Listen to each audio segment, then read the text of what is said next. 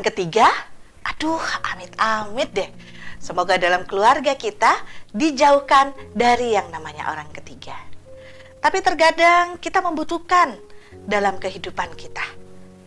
Karena orang tiga, walaupun seringkali menjadi kata yang berkonotasi negatif, khususnya dalam urusan asmara atau keluarga. Padahal orang ketiga bisa saja menjadi penting dalam sebuah hubungan sebagai pihak yang dapat mencairkan kebuntuan.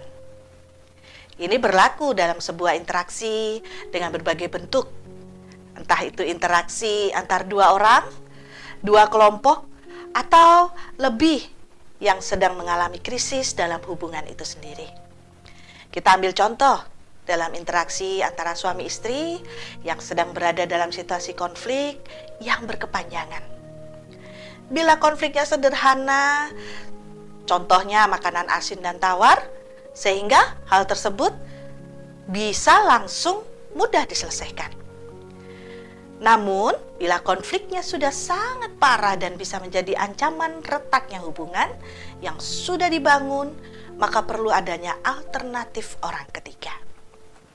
Apalagi masing-masing pihak sudah menganggap sebagai sebuah prinsip yang membuat diskusi tidak bisa lagi tercipta. Setiap akan memulai diskusi selalu saja mengalami kebuntuan. Maka disitulah kita membutuhkan orang ketiga. Kira-kira mengapa sih perlu adanya orang ketiga? Ya, karena persoalan yang tercipta tidak ada titik temu yang bisa dijadikan acuan untuk menyelesaikan persoalan tersebut. Masing-masing pihak mempertahankan argumennya. Karena apa yang menjadi alasannya dianggap masuk akal dan suami atau istri akhirnya berada dalam tahap buntu atau stagnan. Setiap ucapan yang keluar dari suami selalu mendapat tanggapan miring dari sang istri. Begitupun setiap kata-kata yang diungkapkan oleh sang istri selalu saja mendapat respon yang justru mendapatkan serangan balik yang lebih menyakitkan. Padahal kata-kata yang banyak keluar dalam keadaan emosional bisa saja menjadi tidak lagi masuk akal dan bahkan sebagai usaha untuk saling menyakiti. Nah, dalam situasi buntu, dalam komunikasi itulah terkadang dibutuhkan yang namanya orang ketiga untuk menjadi jembatan tentunya. Kalau kita tidak mau mengatakan mengatur lalu lintas pertengkaran itu sendiri. Karena orang ketiga tersebut bisa saja menjadi orang yang paling objektif dalam menilai masing-masing pihak.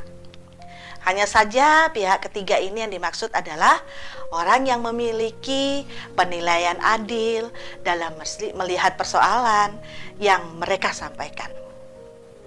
Misalnya orang ketiga tersebut orang yang biasa bersikap adil dan tidak memihak serta bisa menjaga rahasia. Seperti yang ada tertulis di dalam 1 Tesalonika 5 ayat 11. Karena itu, nasihatilah seseorang yang lain dan saling membangunlah kamu, seperti yang memang kamu lakukan. Jadi, orang ketiga biasanya bisa hamba Tuhan yang dapat dipercaya atau konselor pernikahan yang bisa memberikan solusi dari persoalan yang